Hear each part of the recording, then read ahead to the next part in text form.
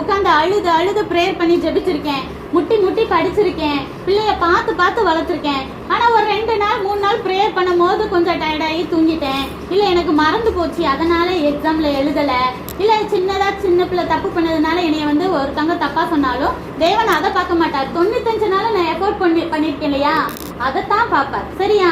நீங்க என்ன எஃபோர்ட் போடுறீங்க அப்படிங்கறது தான் அவர் பார்ப்பார். நம்ம கூடயே இருக்கிறவருக்கு தெரியும் இவ்வளவு படிச்சிருக்கான், இவ்வளவு பண்ணியிருக்கா அப்படின்னு. அதுக்கான பலனை ஒரு நாள் நிச்சயம் தருவாரு. ஒரு நல்ல ஜாப் கொடுத்து தருவாரு.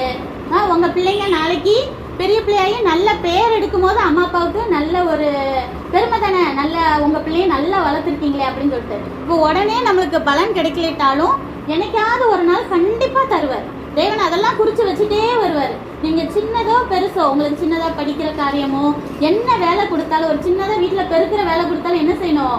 நீட்டா ஏசப்பா பாக்குறாருன்னு உண்மையும் உத்தமா செய்யுங்க. அதுக்கான ஒரு பலனை நீங்க கொஞ்ச நாள் கழிச்சு எதிர்பார்க்காம இருக்கிற நேரத்துல கூட அதன் பலனை தருவார். சரியா? தேவன் எப்பயுமே நம்ம என்ன செஞ்சாலும் அதுக்கான பலனை தருவார். புரியுதா?